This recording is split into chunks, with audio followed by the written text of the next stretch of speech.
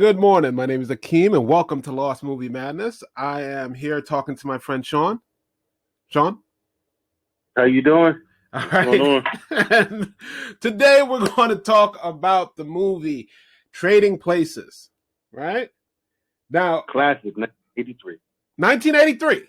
That is correct. 19. You want to talk about it? You want to tell the people what it's about? Well, Trading Places is obviously, if you think about it, I was 11 years old when this movie came out. Yes, you're old. Yeah, I guess I am old. No, I was 11 years old. Yeah, 1983 because I'm born in '72. It's about a con. Well, he ain't a con man. He's a combination of many different aspects. Thing Eddie Murphy, and then there's this Dan Aykroyd, who's this, I guess, investment banker that works for this brother crew called Duke and Duke. Yeah, and Duke and Duke. So right. this whole combination of a clash between them two come about after Eddie Murphy's roaming down the street on I don't know what you call those, but basically like back in the day, a lot of the it was a dolly. Homeless folks. It was a dolly. Yeah, dolly. That's the best thing. Dolly. But an old school dolly. It was just a square on wheels. Yeah, square wheel, old school dollies. He's pushing around. He's talking to people, trying to get some money from here and there. Nobody want to give him no money.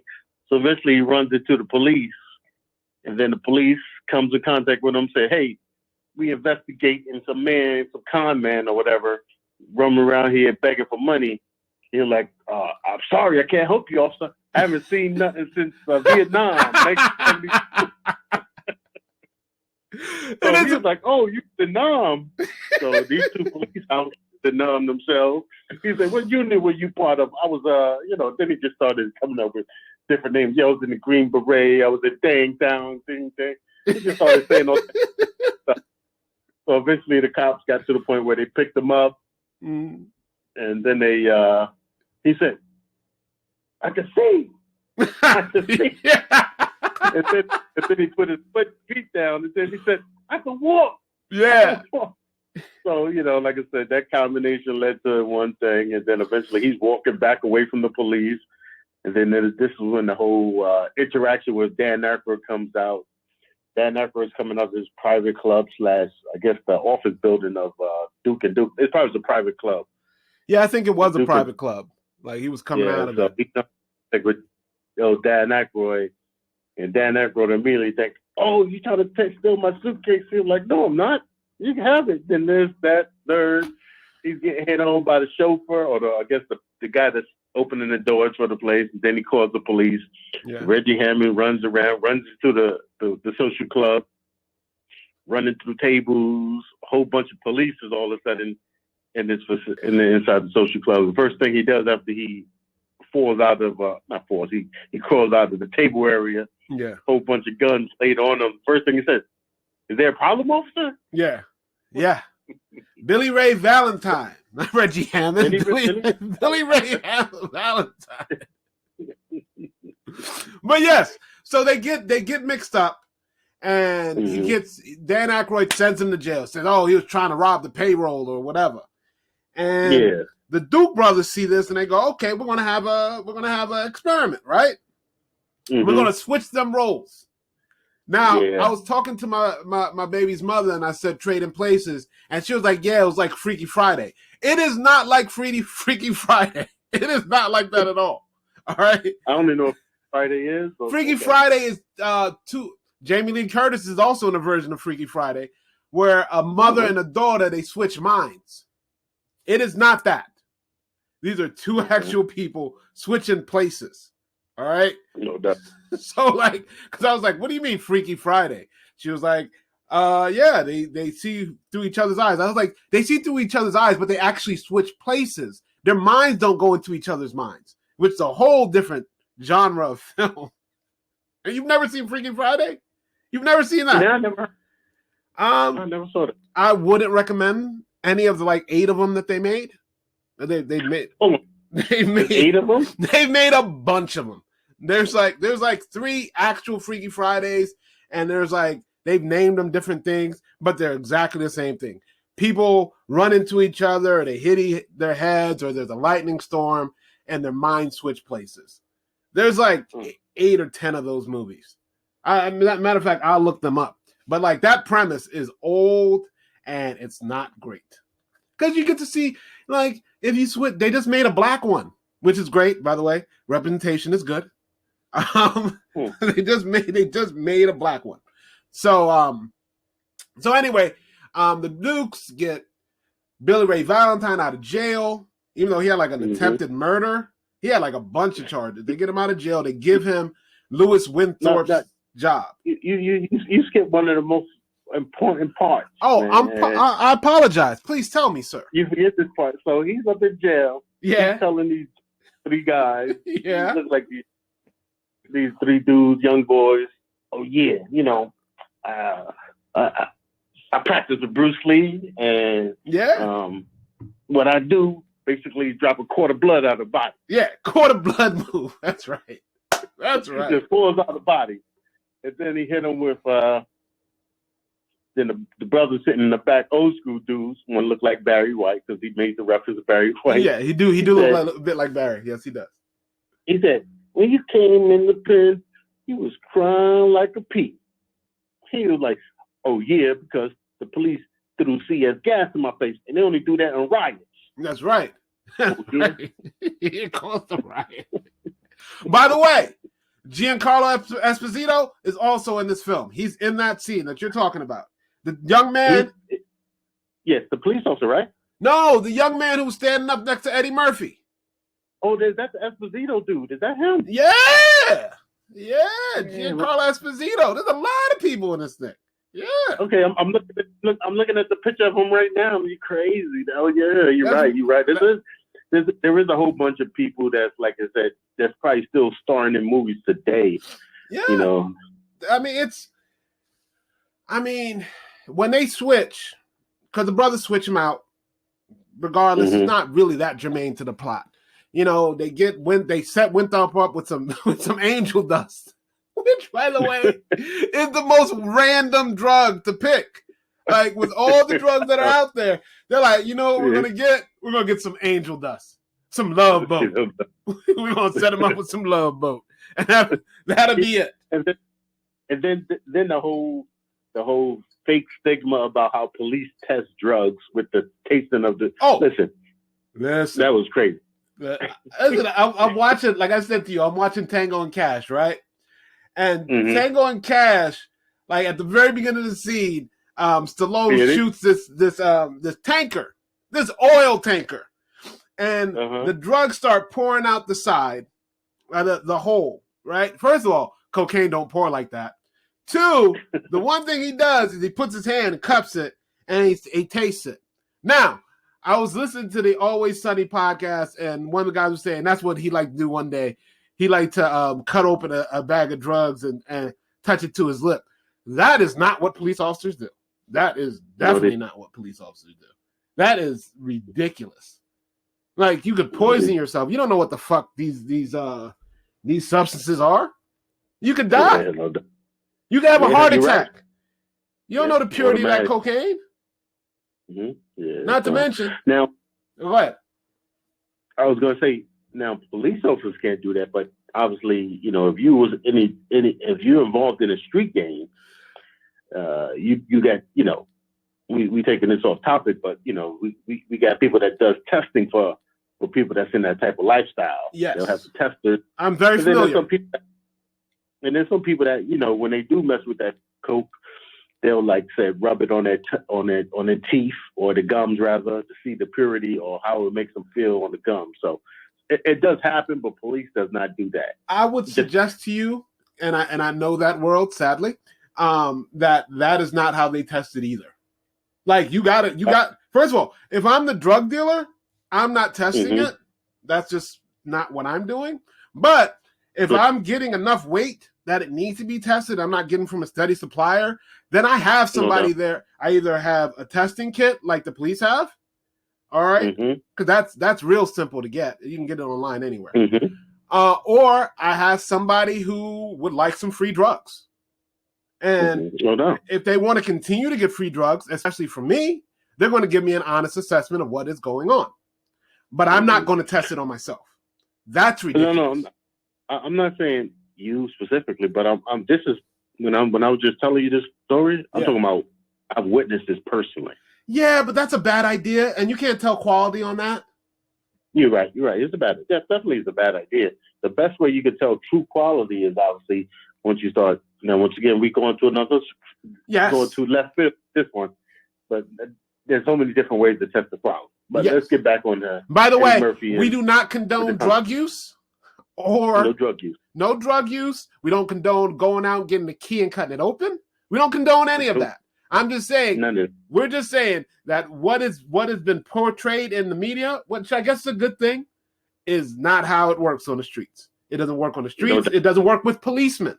Policemen will never, ever cut anything open or open anything and put their finger in it and put in their mouth. Never. Right. They will never do that. There are labs to test for it. There are tests that they have on the street. There are all sorts of things. But what they will not do is put it in their body. Now, with that digression, because the police officer's like, oh, that's PCP. Like that doesn't. Yeah. And by the way, when you go to jail and they're checking your stuff in, there aren't 6 cops standing there checking you in. There's a jail guy, right? And he is behind something, and there's really no choices. You're just getting dressed and undressed and all the rest of it. There aren't choices there. There's you're already booked and you're getting undressed. That's it. They're really, by the time you get to that point, you're not like in the jailhouse where the police don't do that stuff. There are people that the county jail people, they do all that stuff. The police are out catching robbers, and they're in Philadelphia. You don't got enough manpower in Philadelphia to take 6 of them to check some guys in. You just don't. I'm sorry. That's a digression. All right. So, Jamie Lee Curtis. We got to add Jamie Lee in because we're about 12 minutes in and we haven't mentioned Jamie Lee. All right. Jamie Lee, I know. Now that was a fly point when she ran up on after I can't think of his girlfriend's name at the time. She doesn't matter because she's not really a character in this movie. She's right. She's there to be a bitch. Penelope. Believe it or not, Penelope. Yes. But believe it or not, Penelope came twofold. I know she ain't really a true character, nothing too impressive about her, but she was good looking. But then the guys was hating on him when he was like, yeah, I'm going to have dinner with Penelope tonight. And then one of the guys, he was like, oh, aren't you lucky? And then you see the hatred from one of the guys, and he was just like, you could just see the look in his face.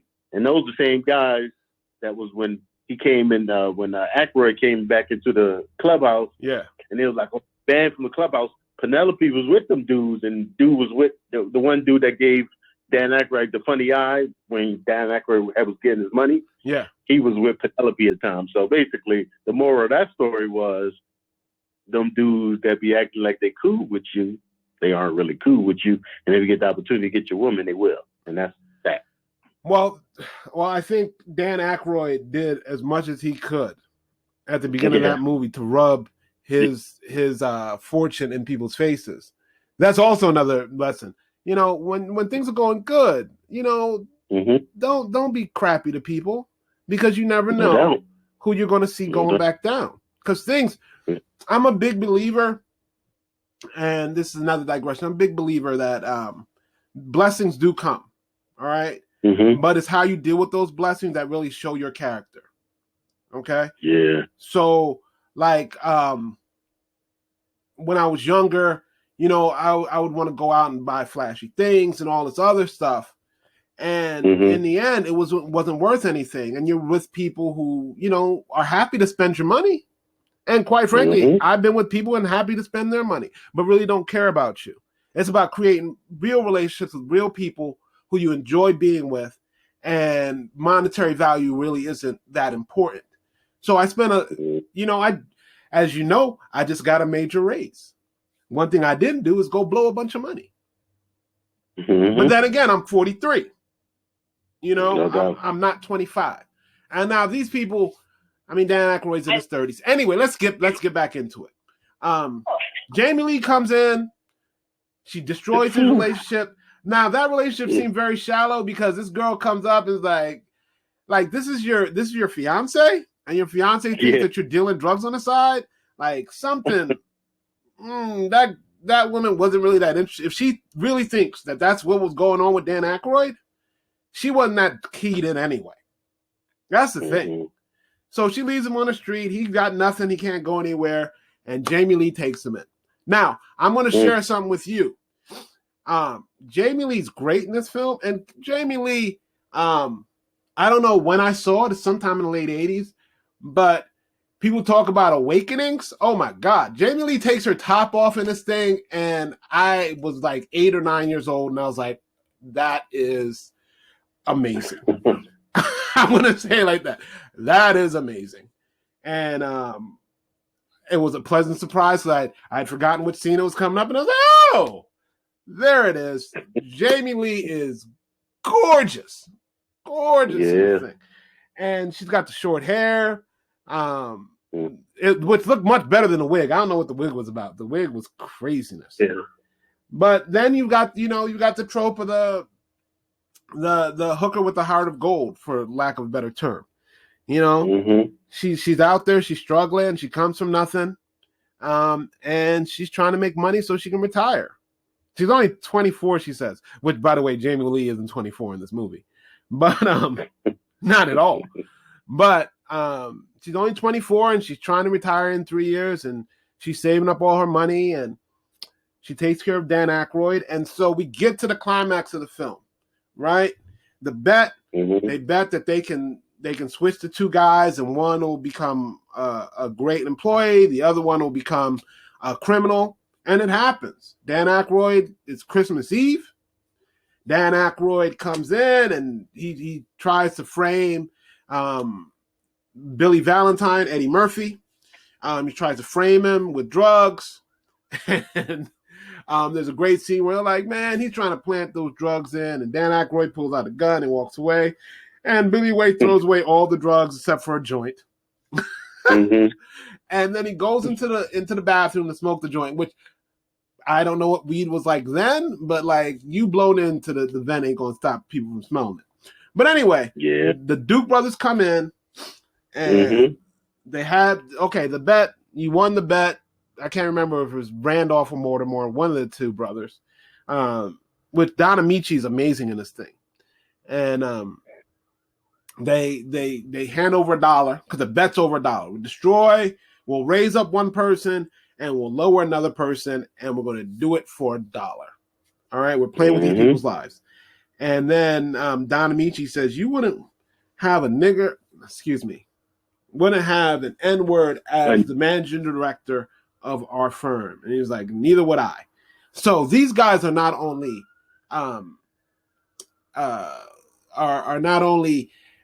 snobs, but they're also racist. So that takes away any sympathy the audience might have of saying, okay, maybe they're doing a My Fair Lady sort of thing. No, these people don't care, and they also have done this because they can just do it and destroy these men's lives. So what we do to them after this point, don't worry about it. They're racist. It doesn't matter what happens to them, right? No doubt. So they're cheaters. They pay this guy, Mr. Beeks, to give them this crop report so they can corner the market on frozen concentrated orange juice. And through a bunch of machinations, which, by the way, one of the best scenes in this movie is them on the train. And we need to discuss Dan Aykroyd coming in blackface. We got to discuss that. Oh my. We got to, because that's one of the funniest things that nobody is, obviously, this day and time, you can't get away with that. No, and there was no reason for it. Like, yeah, I don't know why. It is really unfathomable why they come in as these characters. Right now, it's New Year's Eve. They're trying to steal the crop report from the guy, Mr. Beeks, who, by the way, the guy who plays Mr. Beeks brings it. He is bringing it in that thing. All right. Yeah, I can't remember his name right now, but he is menacing and he's angry, and you feel like he will shoot you in the fucking head. No question. Yes. You feel like that's a possibility that guy will do. So they come in, they're all dressed. Eddie Murphy, who's working on his African accent so he can do Coming to America in 3 years. He's working on that. Because he's from Cameroon. He's working on that. Yeah. And then the butler comes in, Coleman comes in, and he's an Irish priest, with a terrible Irish accent. Terrible. That's right. And then Jamie Lee comes in with lederhosen on, and she says she's from Sweden. And Coleman's like, You're wearing lederhosen then. Like it doesn't make any sense. Swedes don't wear that.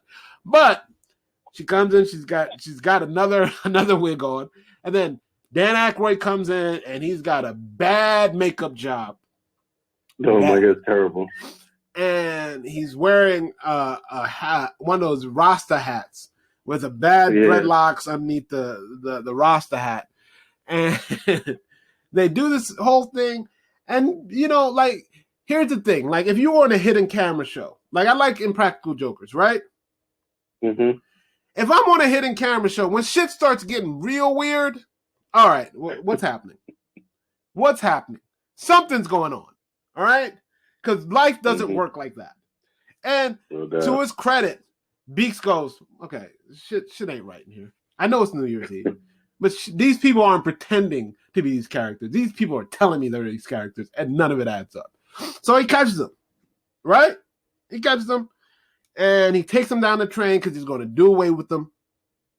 And they get to a car with a gorilla in it.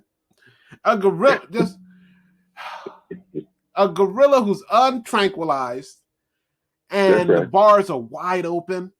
And by the way, before this, there's a great scene with he was a senator, Al Franken.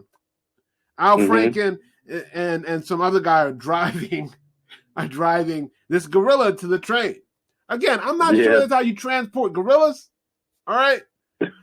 I'm not sure that this is like true to life at all. So we're going to suspend our disbelief. We're going to suspend and say, yes, they're going to put a gorilla in the back of this train with no tranquilizer, with open ass bars that this gorilla can just grab anybody through. So anyway, did you see who played the gorilla? No.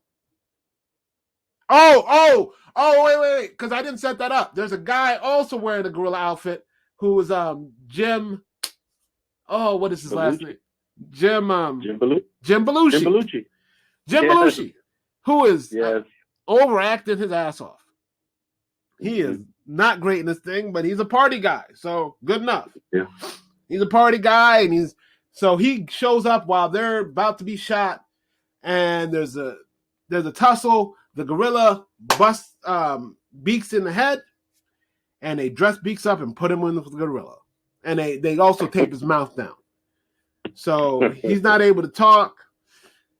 Now there are two gorillas in a cage, which is extremely dangerous, but we're going to ignore that.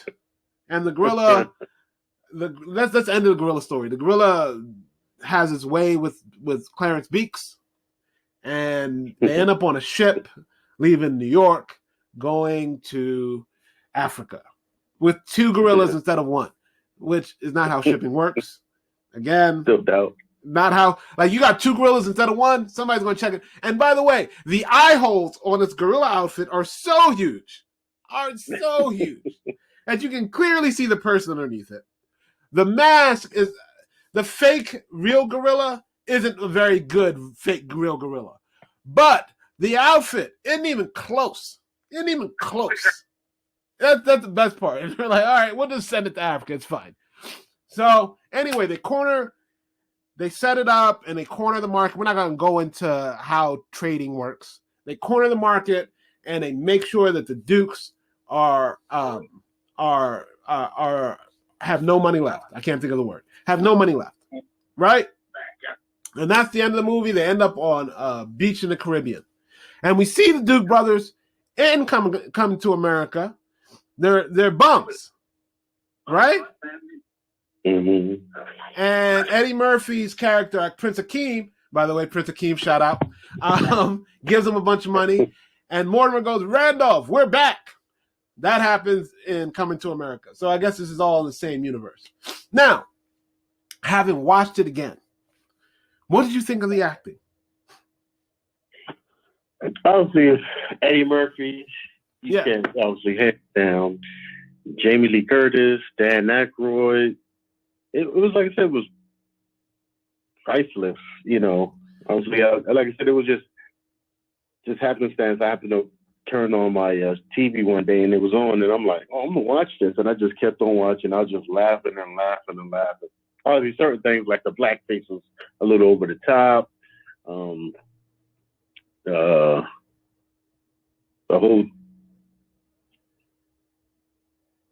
whole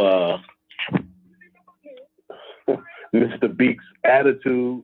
Yeah. When he threw the person off the phone, when he told the lady to F off. That's one of my favorite parts. He's like, fuck off. He's like, the lady was just standing there, F off. Yeah, I love it.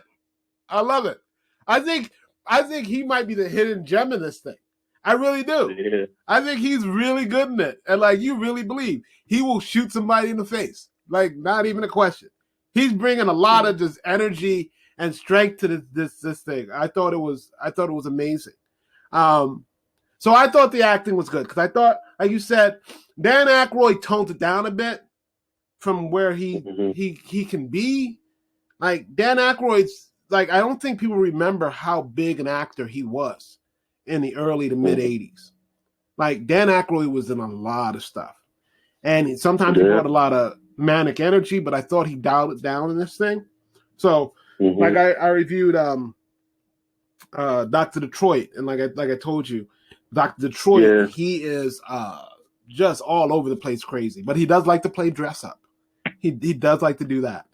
So when they said you could dress up as Santa, when you could say you can dress up as a Rasta, I'm sure he was like, I'm all in. I'm good.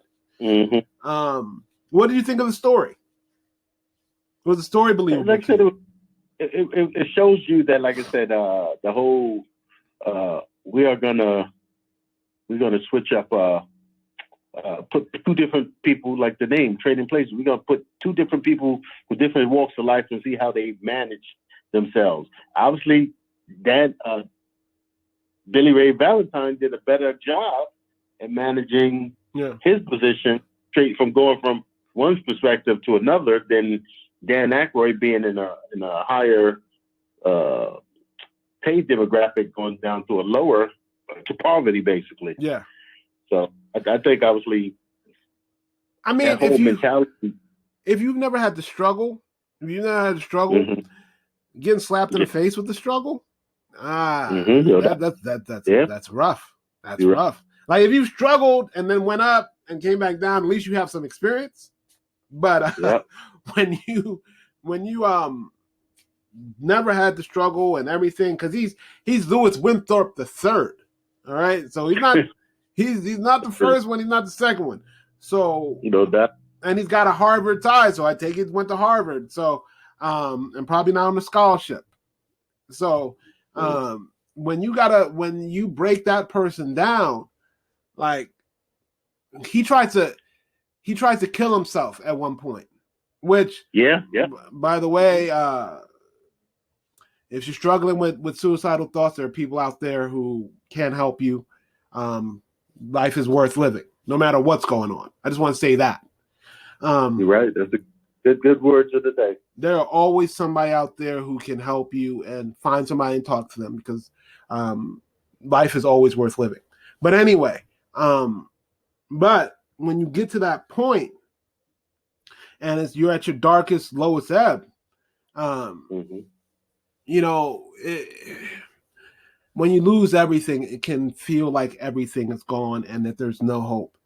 And in the end, at least he does find some redemption. Now, I'm not saying that everybody who loses everything is going to be able to corner the market in frozen orange juice, but you can find something out there. Although, but if you ain't got nothing, and somebody gives you a job that pays $80,000, even today, this is 83.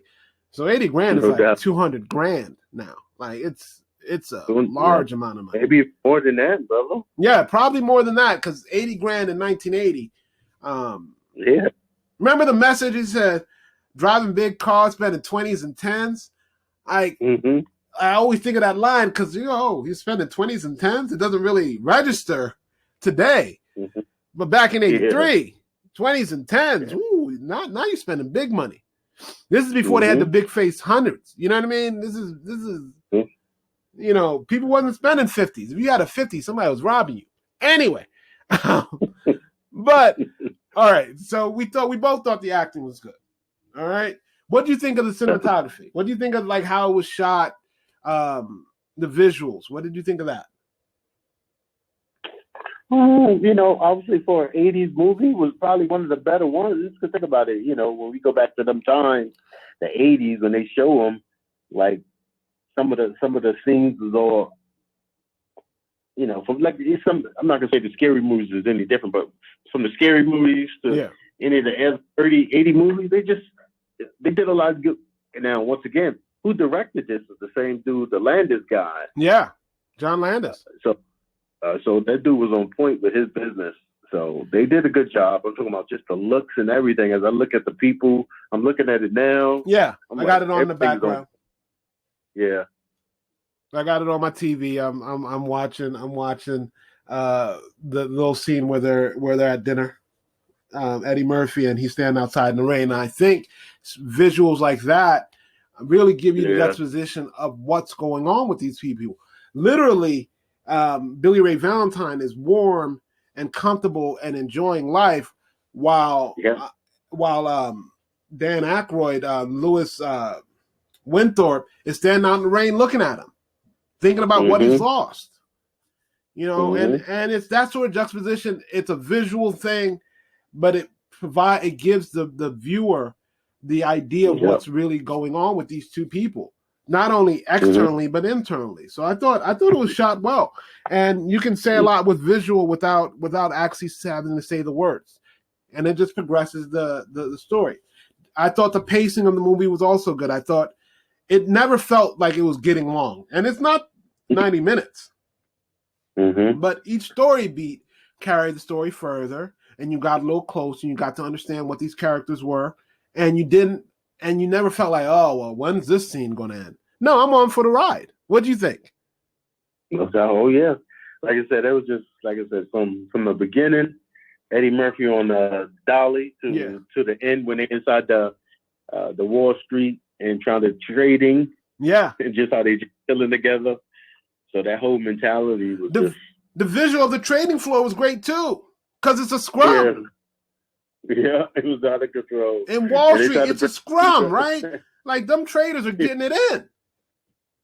This is about serious money. We trying to corner the frozen orange juice market. The frozen concentrated orange juice. We trying to get that thing. Because he said something right. Huh? It's not going down. Yeah. Listen, they sold high and they bought it back low. They made a ton of money. I think they bought it, they sold it at $1.42 and then bought back in at like $32. That's like $110 a share. Woo, Lord. That when you talking big money, that's big money. You made some serious cash on that. Anyway, entertainment value. Did you find it entertaining? Yes. Yes. Like I said, it was one of it. Like I said, think about it. When I saw it in '83, I was a young boy looking at it and laughed. When I seen it in the '90s, talked about it when I was in the military, was laughing. And in 2000, seen it again, laughing. And like I said, 2022, I looked at it again, and it was just like I said, then he picked up on things like that, was like a little over the top. Like I said, the blackface and the gorilla thing, but it still was a funny movie. Yeah, I thought it is really held up. There are a lot of movies that don't hold up. There are some things that were acceptable then that definitely aren't acceptable now. But in the end, it's a joyride. You go through it. You ain't got to think about a whole lot. You ain't got to try to figure it out. It tells you what it is. It's entertaining. The guys are funny. Jamie Lee adds some heart to it. So does Coleman, the actor who is the butler, adds a little heart because you can tell he feels bad about what he has to do. But sometimes we got to do some things in order to keep ourselves solvent. But in the end, he comes back. Like there's a character arc even for that smaller character. I thought I really did think like this movie has held up in a way that a lot of movies from that period don't. And it was entertaining today as it was back then. Now, Sean, recommended. I take it it's a yes from you. Yes, definitely a recommended movie to see. If you haven't seen it in a while, see it. If you a young boy that never seen something that's crazy, I recommend you see it. And like I said, and here's the thing: a lot of people don't realize how great Eddie Murphy was. And he was the dude. He was that guy. Eddie was a serious movie star. He was a serious, and he brought a lot of joy. And people will see Beverly Hills Cop and things like that, and they go, okay, but like there are a lot of movies that he did that were really good. I think I'm gonna try to watch 48 Hours here soon and talk about that. Oh yeah, 48 Hours, right? Like I said, I watched that. Like I said, I watched that countless times, man. 48 Hours. Well, we may have to sit down and talk about that. Now, we're at 48 Hours. We're at 36 minutes. Yeah, it goes flat. It goes fast. It really does. Sean, do you want to shout out anybody? Do you want to say anything to anybody out there? Obviously, I don't know who's listening to this, but whoever's not listening to this, get on board. Like I said, they get the opportunity to talk to my man Akeem. Obviously, I get to meet him. Obviously, working at a job together. He's good people. He knows his business. He's a New York dude, so you know I got love for my New York dude. Represent New York City. Even though he's from Harlem, better believe it. I got love. Even though I got love, but anybody that's listening, like I said, definitely, get on watching some of the older movies. Like I said, you said some movies I never even seen because obviously growing up in the Bronx, I didn't get to see all the movies. I get to see the ones that was like kind of like you go to the video stores and get them. You know what I'm saying? Yeah. It's before Block and all of that crazy stuff. With the corner little video stores, little corner joints. Yeah. Had the curtain in the back. No doubt, because you never know what else had it back there. So, they had to do it right.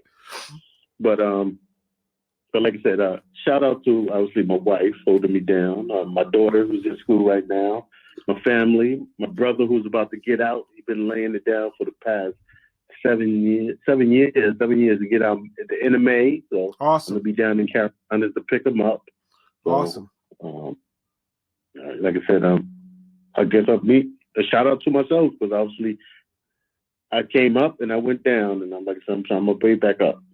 Well, Sean, I'm not going to shout you out. I appreciate you being here. But this is also going to go on YouTube, so you can see it here in a little bit. I just couldn't get the connection working for me to put your visual up, but it's just going to be my face. Did you see me log in? No, it would not let me record it. Oh, okay. That's the problem. So that's a whole other. I'll discuss that with you later. All right, that's a whole other thing. But that's it from us here at Lost Movie Madness. Excuse me. If you like what you see or heard, please leave a like, share, subscribe. This. You can find us on YouTube. You can find us on whatever podcatcher that you listen to on. Thank you so much, and you have a great day.